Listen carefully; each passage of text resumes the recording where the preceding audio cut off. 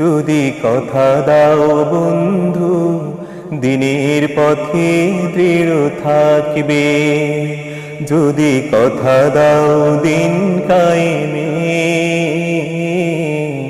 অগ্রণী ভূমিকা রাখবে, তবে তোমাকে গান শোনাবো যে গানের হৃদয়টা জাগবে। আমার গানে যদি তোমার প্রাণে ইমানি দীপ্তি ছড়া,